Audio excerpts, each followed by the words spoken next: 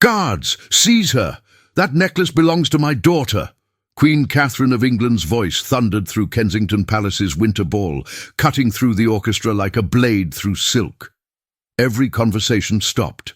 Every champagne glass froze mid-air. Every eye turned toward the Queen's fury. The grand ballroom shimmered like a kingdom made of dreams. Chandeliers dripped with 1,000 crystals, scattering light across marble floors, so polished they reflected England's most powerful families. Silk tapestries depicted centuries of conquest, while imported roses mingled with French perfumes that cost more than most earned in a year. This was where power wore velvet and ambition sparkled in diamonds. "Guards, seize her! That necklace belongs to my daughter," Queen Catherine repeated, her jeweled finger pointing like a weapon across the ballroom's vast expanse. But what no one knew was that the next few minutes would change English history forever. Queen Catherine Eleanor Ashford stood at the centre like a statue carved from ice and rage. 53 years old, her posture had never known defeat. Her midnight blue velvet gown was embroidered with silver constellations. A tiara of sapphires and diamonds sat heavy on her silver blonde hair. Her neck dripped with pearls the size of quail eggs. Everything screamed authority, absolute power. Around her, the court's elite circled like wolves sensing blood. Lord Edward Pemberton, Master of the Treasury, stood at her right. "Shall I summon the constables, Your Majesty?" Lady Victoria Sterling whispered behind her silk fan. "A thieving maid. How shameful." Sir James Worthington placed one gloved hand on his ceremonial sword, ready to enforce judgment. They had no idea how wrong they were. The Queen's fury aimed at a young woman who had been invisible until that moment. Lily Hartwell, 25 years old. Chambermaid, invisible. She stood frozen near the servants' entrance, clutching an empty silver tray. Her black wool uniform was well worn but clean, white cuffs mended countless times. Her auburn hair pulled back in a tight bun beneath a white cap. Her hands, red from scrubbing floors, trembled against the cold metal. But around her neck, catching the chandelier's light like a captured star, hung a silver pendant. A perfect, five-pointed star, no larger than a coin, worn smooth by years of being treasured.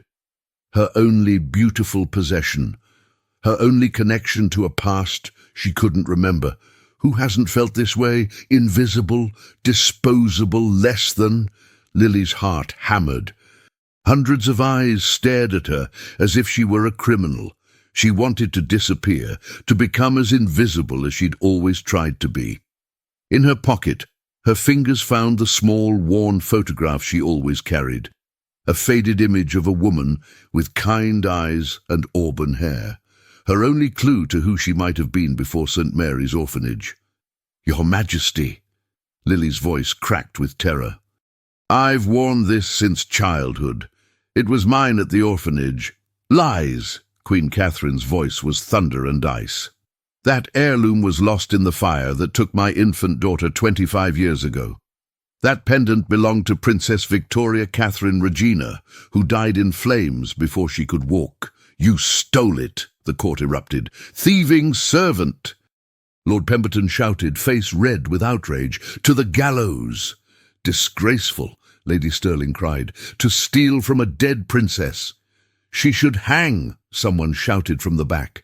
"To the dungeons," another voice agreed. "Strip her, search her for more stolen goods," the Duchess of Marlborough demanded. The nobles circled closer, silk and jewels forming a wall of judgment. Their righteous anger came easy. They'd never known real hunger, real loss, real desperation. But something was building in that ballroom, something unexpected. Lily fell to her knees, the tray clattering against marble. Tears burned down her cheeks. Her hands clutched the star pendant like her own beating heart.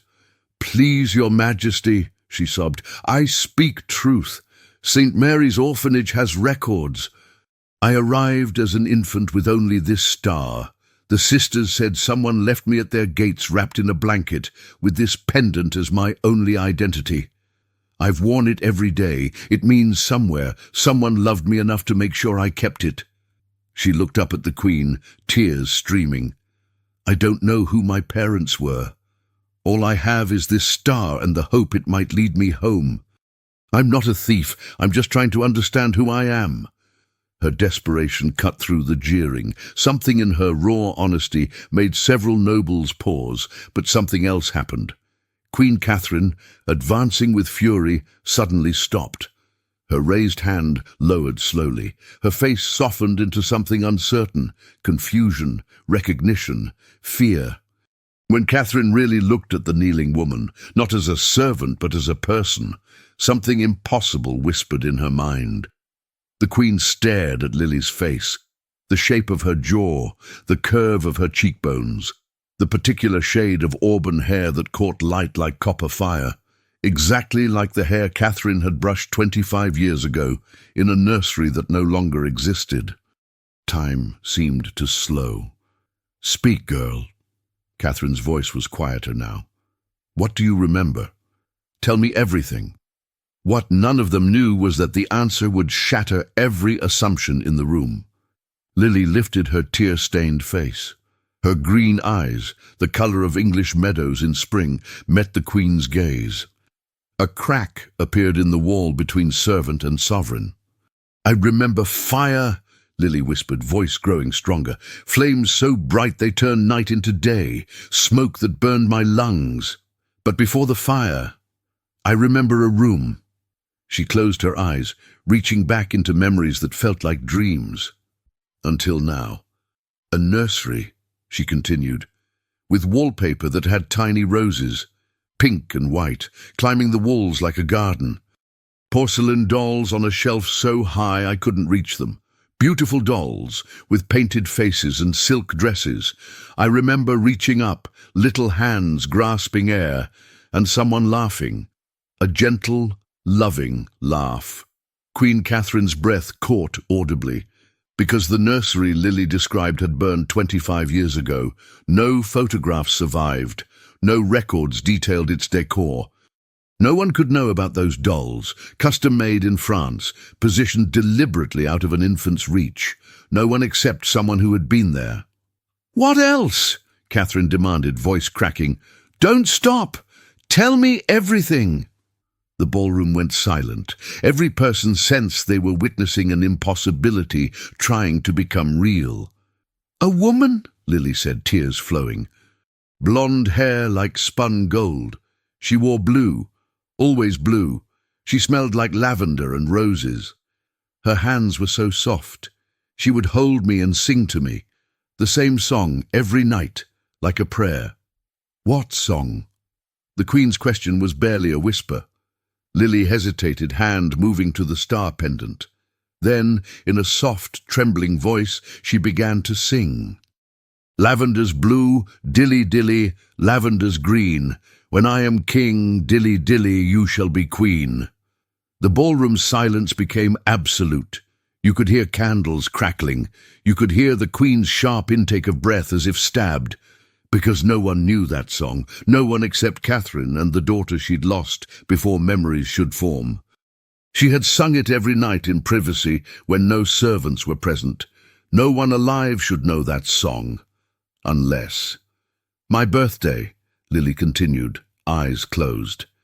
"The sisters told me I arrived on March 15th, 1842. They estimated I was 3 or 4 months old.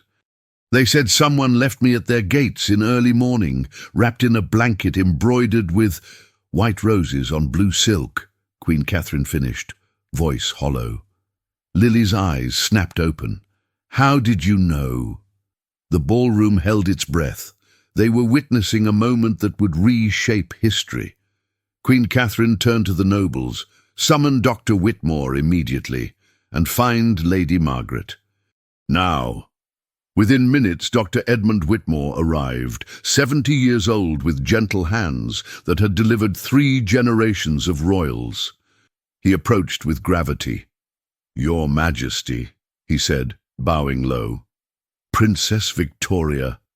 Catherine's voice shook as she spoke her daughter's name aloud for the first time in years. She bore a specific birthmark. You documented it. Tell me, where was it located? Doctor? Whitmore's face went pale. Your Majesty, surely you don't believe— Tell me! The command was absolute. The doctor swallowed hard, opening his leather journal. August 12th, 1841, Princess Victoria Catherine Regina. Notable marking, a crescent moon birthmark, approximately 1 inch in length, perfectly formed, located beneath the right shoulder blade, 3 inches below the spine. I noted it specifically because I'd never seen such a perfectly symmetrical mark. Every eye turned to Lily. Show us, Queen Catherine whispered, voice holding desperate hope. Please. Time froze. England's future hung on what would happen next. Lily stood slowly, legs shaking. Other servants moved forward to help her. With trembling hands, Lily lowered her uniform collar at the shoulder. And there, pale and perfect against her skin, exactly where described, was a crescent moon birthmark. The same mark Princess Victoria had been born with 25 years ago. The gasps rippled like an earthquake. Ladies clutched fans. Lords stumbled backward. Dear God, Lord Pemberton breathed. It's true. The princess, Lady Stirling whispered. The lost princess. Alive. The hunter had become the hunted. The accused had become royalty. Lady Margaret arrived moments later in her wheelchair, ancient face streaming tears before understanding why. She had been royal nursemaid for 40 years. She had bathed Princess Victoria, kissed that crescent mark 1,000 times. When she saw the birthmark, she sobbed, "Oh, merciful God, only the princess bore that sign. I would recognize it anywhere. That is Princess Victoria's mark. There can be no doubt." Still, the Queen needed more. One final proof. Her hands trembling, Catherine approached Lily and gently lifted the silver star pendant. With careful movements, she pressed a hidden clasp no one, not even Lily, had known existed.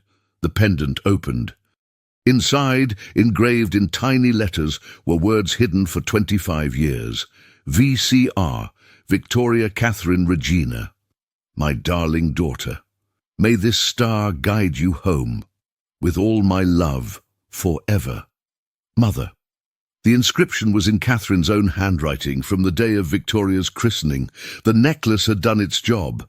It had brought Victoria home. Understanding crashed over everyone. The accused thief wasn't a criminal. She was the lost heir, the presumed dead princess. The daughter mourned for 25 years. Catherine's face crumpled. All her royal composure dissolved into raw grief and overwhelming joy of a mother reunited with her child. "Forgive me," she whispered, reaching with shaking hands. "Forgive me, my daughter, my Victoria." Lily, Victoria, stood frozen. She was a servant, she was a princess, she was an orphan, she was heir to the throne, she was lost, she was found, she was home. Then she collapsed into her mother's arms with a sob from the depths of her soul. "Mama?" The word came out broken, uncertain. "Yes, my darling, yes, I'm here. I never stopped looking. I thought you were dead, but you're alive, you're home." Mother and daughter held each other while the court watched, tears streaming down faces that minutes before had been twisted with cruelty. The orchestra conductor lifted his baton. The musicians began to play, a piece commissioned 25 years ago for Princess Victoria's coming-of-age ball. Music that had gathered dust, meant for a princess who would never grow up. Until now. All of us have felt invisible at some point. Have you ever experienced that moment when someone finally sees you, really sees you, for who you truly are? Lord Pemberton, who had called for arrest, now stood with his head bowed. Shame colored his features. "Forgive me," he whispered. "God forgive me." Lady Stirling wept openly into her fan, cosmetics running in black rivers. "We were so wrong," she sobbed. Sir James Worthington looked as though he wanted to fall through the floor. He had been ready to arrest her, to see her hanged. They had been so quick to judge, so certain in their righteousness, and so catastrophically wrong. The same nobles who laughed now fell silent in shame. The same eyes that judged with contempt now looked away in guilt. How many times have we been on both sides of this equation? How many times have we judged too quickly, dismissed too easily? The Queen pulled back, cupping her daughter's face, studying every feature as if memorizing a map, denied for 25 years. "Your father," she whispered. "King Edward. He never stopped believing you were alive. He searched for years. When he died 5 years ago, his last words were, 'Find Victoria. Promise me you'll find our girl.' I held his hand and promised, and I thought it was impossible. I wish I could have known him," Victoria said, fresh tears spilling. "You will," Catherine promised fiercely. "Through me, through portraits, through the 1,000 stories I'll tell you every day, through all the love he left behind. He would be so proud of you. You survived." The ballroom had transformed completely. Where moments before there had been judgment and cruelty, now there was wonder, awe, shame. But Victoria stepped back from her embrace. She needed to say something important. Her eyes swept the assembled nobility, landing on each face that had condemned her. When she spoke, her voice carried through the palace like a bell. "You were so quick to believe the worst," she said, "because I was a servant, because I wore this uniform instead of silk, because my hands were red from work. You didn't know me. You didn't know my story, but you were certain of my guilt." Several nobles looked away. "How many others have you judged this way?" Victoria continued. "How many people have you dismissed, humiliated, destroyed, because they weren't born to privilege? How many lilies are working in your houses right now, invisible except when you need someone to blame?" She paused. "I spent 25 years being invisible. I know what it feels like to be looked through instead of looked at, to be a function instead of a person, and I will never forget it. Not when I'm wearing silk, not when I'm sitting on a throne. I will never forget being on my knees on this floor, terrified while people I'd served called for my death." The silence that followed was different. This was recognition, shame, understanding. Queen Catherine stood beside her daughter, looking at Victoria with a sovereign's respect. "You are wiser than I was at your age," she said softly. "This court has needed someone to remind us that crowns don't determine character. You were raised with humility, with hard work, with understanding of what it means to be overlooked. That is a rare education, and it will make you a better ruler than I could have hoped." "Ruler?" Victoria's eyes widened. "You are the crown princess," Catherine said, voice ringing with authority. "My heir, my firstborn, the rightful successor to the throne of England. And when the time comes, you will be queen. But more importantly, you will be a queen who understands her people, all of her people, not just the ones in silk and jewels." The implications rippled like an earthquake. The lost princess was found. The line of succession was restored. The next Queen of England had spent her formative years scrubbing floors. History had just changed direction. But Victoria wasn't finished. She turned to face the crowd, hand touching the star pendant, and spoke words that would be recorded in history books for generations. "I don't want revenge," she said clearly. "I don't want anyone punished for judging me tonight. You acted on beliefs you were taught, on a system that told you servants were less human. I can't fault you for being products of your world." She paused. "But I can ask you to change. I can ask you to look at the people who serve you, really look at them, and see them as complete human beings." She took a breath. "I can ask you to remember tonight.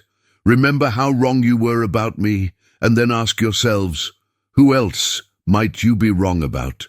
Because I will never forget being invisible. And when I'm queen, neither will anyone else. The truth always finds its way into the light. Those who sow cruelty reap shame. If you've made it this far, perhaps it's because you also believe every person has worth. Tell us in the comments about a time when someone judged you too quickly, or when you saw past someone's surface to the truth beneath. The applause started slowly. A single pair of hands clapping.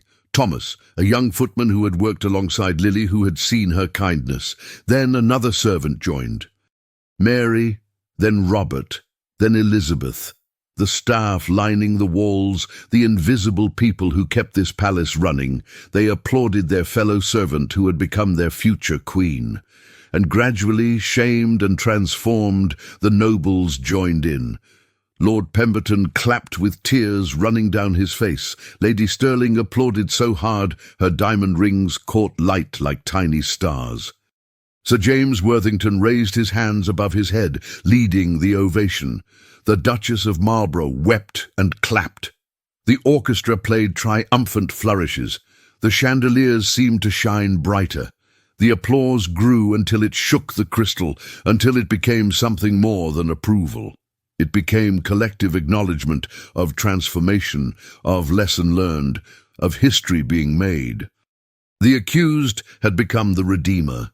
The invisible had become impossible to ignore. The judgment had become justice. Queen Catherine embraced her daughter once more. When she pulled back, she did something that would be painted in portraits, remembered in songs. She removed her own sapphire necklace, worth more than most estates, and placed it aside as if it were worthless glass. Then she lifted the simple silver star pendant and held it high so everyone could see it catch the light. Very deliberately, she placed it back around her daughter's throat. "This," Catherine proclaimed loudly, "is worth more than all the jewels in the royal treasury. This is the star that guided my daughter home through 25 years of darkness. This is proof that love survives when everything else is lost. This will be part of the crown jewels from this day forward. And it will remind every future ruler that value isn't measured in gold or titles. It's measured in truth we carry, dignity we defend, and love that endures." The ballroom erupted in cheers that shook the chandeliers. But amidst celebration, Victoria's thoughts turned to someone who couldn't share this moment, someone whose sacrifice made this reunion possible. She pulled out the worn photograph, the image of a woman with kind eyes and auburn hair. "Mamma," she asked quietly, showing Catherine, "do you know who this is?" Catherine took the picture with gentle reverence. Her eyes widened. "That's Eleanor," she whispered. "Eleanor Ashworth, your nursemaid. She disappeared the night of the fire. We never found her body. She must have saved you. Got you out somehow, made sure you reached safety even if it meant sacrificing everything." "She loved me," Victoria said softly. "She loved me enough to make sure I survived." "Her family will be told," Catherine promised fiercely. "They will know she was a hero. She will be honored, a monument erected in her name. Whatever sacrifices she made, Eleanor Ashworth gave me back my daughter. She will never be forgotten." Perhaps you're thinking about people in your own life who loved you quietly, invisibly, without asking for recognition. Tell us about them in the comments. Their stories deserve to be told too. The evening that began with accusations ended with reunion and transformation. Seamstresses were summoned to create new wardrobes, tutors were scheduled, announcements drafted, Parliament would be informed, the kingdom would wake tomorrow to news that would reshape everything. But that night, in the early hours after the ball ended, Queen Catherine did something unprecedented.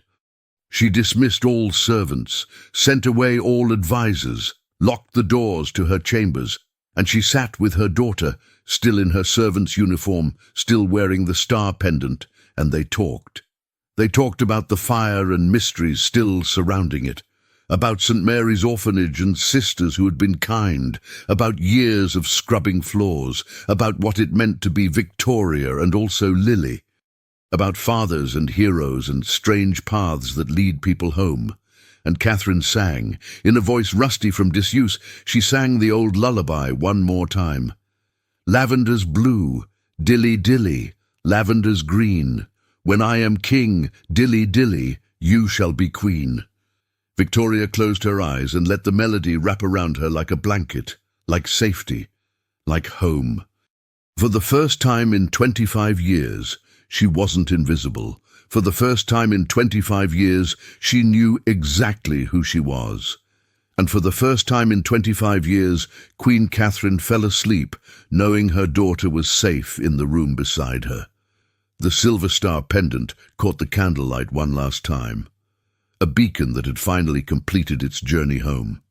The story of the lost princess would be told for centuries, written in history books, sung in ballads, painted in portraits. It would become legend, teaching about truth and justice and the danger of judging others too quickly.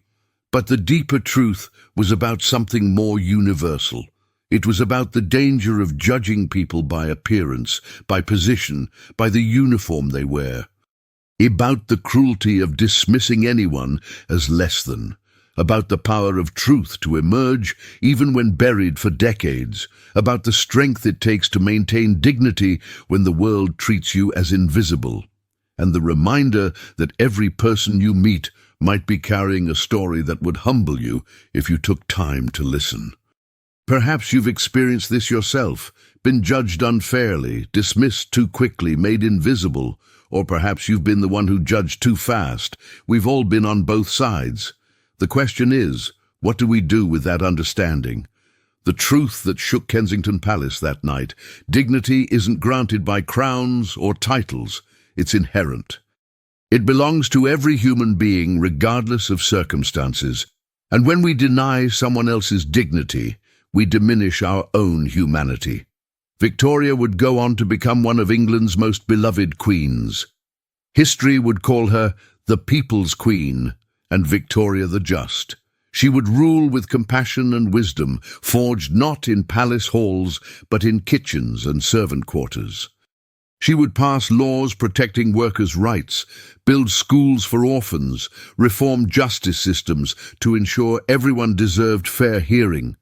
And she never forgot the star pendant. She wore it every day of her 40-year reign, even when protocol suggested more impressive jewels, because that simple silver star reminded her, and everyone who saw it, that value isn't measured by wealth or status. It's measured by truth, by dignity, by love that endures, by courage to see others clearly, and strength to demand they see you too. Tell us in the comments what part of this story moved you most. Was it the moment of accusation, the revealing of the birthmark, the Queen's transformation, the daughter's forgiveness? Share this with someone who needs to hear that their dignity matters, that their story matters, that they matter. Subscribe to join this community that believes every person deserves to be seen, heard, recognized as fully human. Hit the bell so you never miss stories that remind us of our shared humanity. And remember, you never know who you might be talking to. The person serving your coffee, cleaning your office, parking your car. They might be carrying greatness you've never noticed. They might be someone's lost daughter, someone's hidden hero, someone's untold story waiting for truth to come to light. Thank you for being here, for listening, for believing in stories that remind us of our shared humanity. You're part of a community that looks beyond surfaces, that questions assumptions, that stands for dignity. Your engagement helps these stories reach more people who need to hear them. Before you go, watch the story we've linked here. Another tale of truth emerging from impossible circumstances, another reminder that justice and dignity always find their way home. Because some stories aren't just entertainment. They're mirrors reflecting who we are and windows showing who we could become. They're lessons disguised as narratives, truths wrapped in drama, calls to action dressed as tales from the past. And this story, of a queen who almost destroyed what she loved most, of a daughter who found herself by being found, of a court that learned the difference between jewelry and value, this is one worth remembering. The truth shook the throne that winter night in 1867, but it was dignity that restored the kingdom's heart. And perhaps that same truth can shake our assumptions. That same dignity can restore our hearts. That same recognition that every person matters can transform how we move through the world and treat those we encounter. The story ends, but the lesson continues, and the choice belongs to you.